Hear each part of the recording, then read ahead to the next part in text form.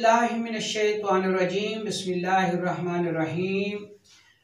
अस्सलामु अलैकुम वरहमतुल्लाहि वबरकातुहू। मैं हूँ आपका तबीब हकीम लियाकत अली खिची और आप देख रहे हैं हमारा यूट्यूब चैनल हर्बल वर्ल्ड।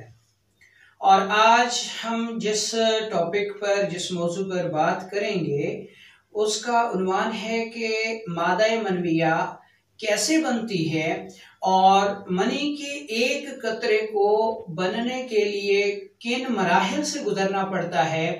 इस मौजू पर आज हम बात करेंगे। अपने टॉपिक की तरफ बढ़ने से पहले आपसे गुजारिश है कि अगर आपने हमारा ये चैनल सब्सक्राइब नहीं किया तो जल्दी से इसे सब्सक्राइब कर लें और साथ लगे घंटी के बटन को भी दबा दें ताकि तिब सेहत के मौजू पर हर नई आने वाली वीडियो आपको सबसे पहले मिल सके। दोस्तों, मादा मनविया एक ऐसा मादा है जो अफजाइश नस्ल इंसानी के काम आता है। और अब हम इसके मुतालिक ये पढ़ेंगे कि ये बनता कैसे है। दोस्तों, अतिबाए कराम ने मनी को चौथे हजम का फुजला करार दिया है, यानी फासिद मादा करार दिया है। अब ये फासिद मादा कैसे हो गया या चौथे हजम का फुजला कैसे हो गया, तो इस पर हम सबसे पहले बात कर लेते हैं। हमने पढ़ा कि मादा मनविया जो है वो अफजाइश नस्ल इंसानी के काम आता है। जब ये अफजाइश नस्ल इंसानी के काम नहीं आएगा तो तब ये फुजला ही कहलाएगा, यानी उस जरूरत के लिए अगर ये काम नहीं आता तो फिर फासिद है, फाजिल है। फाजिल इजाफी चीज को कहते हैं, यानी जो चीज हमारी जरूरत से जायद है या हमारे काम नहीं आ रही तो उसको हम फाजिल कह देते हैं। ठीक है जी। अब मनी का काम यह है कि ये नस्ल इंसानी के काम आती है और जब एक मर्द अपनी बीवी से जमा करता है तो ये मनी औरत के रहम में जाकर औरत के ओवम से मिलकर अफजाइश नस्ल इंसानी का सबब बनती है। अगर ये मनी जो है वो औरत के ओवम से नहीं मिलती तो फिर जिस्म इंसानी इसको फासिद या फाजिल समझते हुए जिस्म से खारिज कर देता है और ये मनी कभी जरियान और कभी एहतलाम के रास्ते खारिज होती रहती है। यानी जब एक मर्द बालिग हो जाता है और उसका जिनसी निज़ाम काम करने लगता है तो उसकी जो मादा मनी है वो बनने के बाद मनी की थैलियों में जमा होती रहती है और जब मनी की थैली भर जाती है तो फिर जमा का एहसास पैदा होता है। अब अगर कोई मर्द इस मनी जो कि मादा मनविया की थैली भर चुकी है को जमा के जरिए खारिज नहीं करता तो फिर हमारा जो दिफाई निज़ाम है वो इस मादे को, मादा मनी को कि ये जिस्म इंसानी में रुककर ख़तरनाक अमराज का सबब ना बन सके, इसको जरियान या एहतलाम के रास्ते खारिज कर देता है। यानी अगर मनी अफजाइश नस्ल इंसानी के काम ना आए तो फिर ये फासिद है और हमारा जिस्म इसको जरियान या एहतलाम के रास्ते खारिज करता रहता है और ये कोई मर्ज नहीं। जरियान या एहतलाम मर्ज तब बनते हैं जब वो गैर तबई सूरत इख्तियार कर लेते हैं।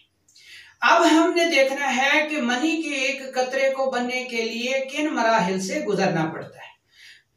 दोस्तों, हमने पढ़ा कि मादा मनी जो है वो खून की तकमील के बाद पैदा होती है। अब हम ये कह सकते हैं कि हम जो भी खुराक खाते हैं वो हजम के तमाम मराहिल से गुजरने के बाद जब मादा यानी खून बन जाता है, खून तकमील पा जाता है तो इस खून के बाद मनी बनती है और मुख्तलिफ तिबी कुतुब में इसका जो तनासुब बयान किया गया है वो ये बयान किया गया है कि 90 कतरा खून बनने के बाद एक कतरा मादा मनविया का बनता है।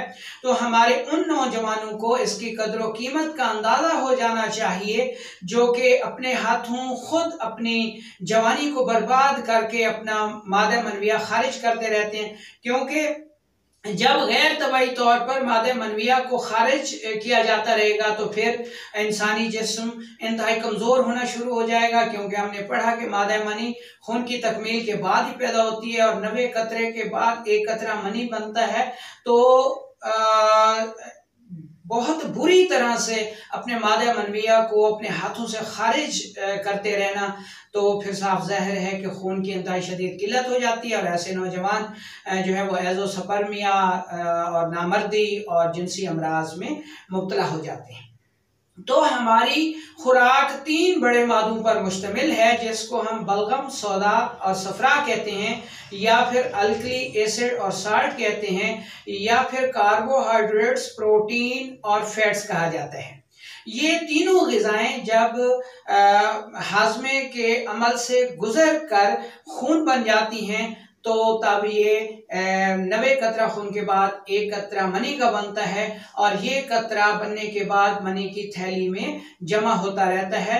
तो अब अगर जिसको ग़िज़ाई किल्लत हो जाए तो उसकी मादे मनी कम बनती है और जब मादे मनी कम बनती है तो उसके स्पर्म्स कम होते हैं और जब स्पर्म्स कम होते हैं तो ऐसा मर्द औरत को हामला नहीं कर सकता और जिनसी कमजोरी का शिकार हो जाता है। इसके अलावा अगर कोई मर्द किसी मखसूस किस्म की ग़िज़ा को ज़्यादा इस्तेमाल करता है तो फिर खून में जिस मादे की ज़्यादती होगी तो मादे मनविया में भी उस मादे की ज़्यादती होगी। फ़र्ज़ करें कि एक मर्द बलगमी ग़िज़ाएं ज़्यादा इस्तेमाल करता है तो उस मर्द की बनने वाली मनी जो है उसमें अल्कली ज़्यादा होगी। अगर कोई मर्द प्रोटीन को ज़्यादा इस्तेमाल करता है तो ऐसे मर्द की बनने वाली मनी जो है उसमें खुश्की ज़्यादा होगी। और अगर कोई मर्द सफरावी ग़िज़ाएं ज़्यादा इस्तेमाल करता है तो ऐसे मर्द में बनने वाली मनी जो है उसमें सफरा ज़्यादा होगा, ठीक है, यानी साल्ट ज़्यादा होगा।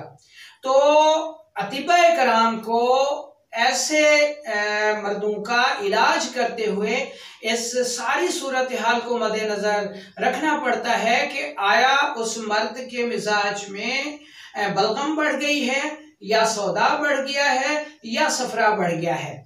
अगर बलगम बढ़ गई है तो मनी जो है वो पतली होगी और जरियान की सूरत में जिस्म से खारिज होती रहेगी, जिसकी वजह से जिस्म में मनी की कमी हो जाएगी।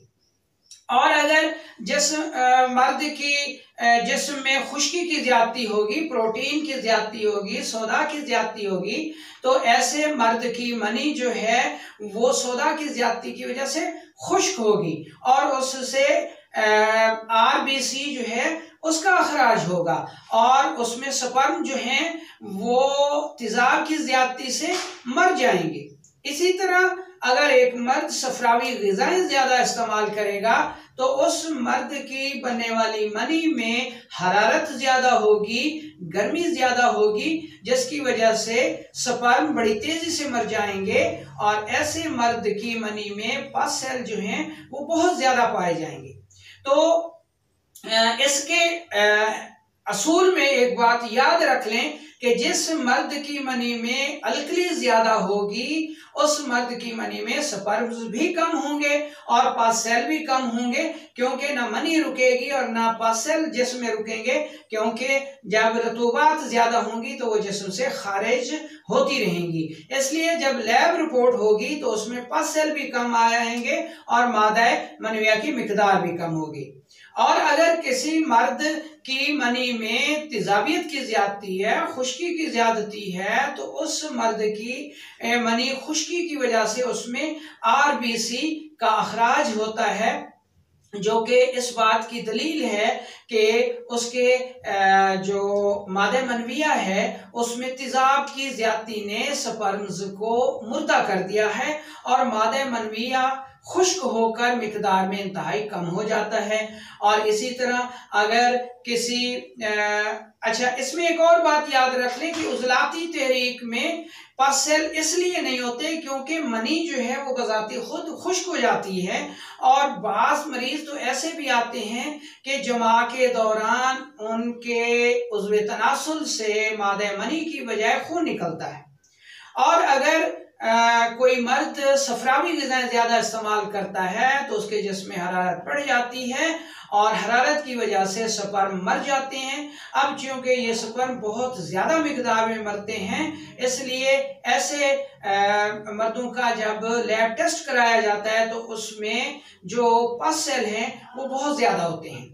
तो दोस्तों, उम्मीद है कि आपको मादा मनी के बनने और इसके स्टोर होने और इसके कम होने और एज़ोस्पर्मिया और स्पर्म के मरने की माहियत का जो है वो इल्म हो गया होगा। अतीबा कराम से गुजारिश है कि वो मिजाज के मुताबिक नब्ज़ का तयन करें और देखें कि बलगम की ज़्यादती है, सौदा की ज़्यादती है या सफरा की ज़्यादती है, तो किस चीज़ की वजह से मादा मनी कम बन रही है या उसमें स्पर्म कम हो रहे हैं।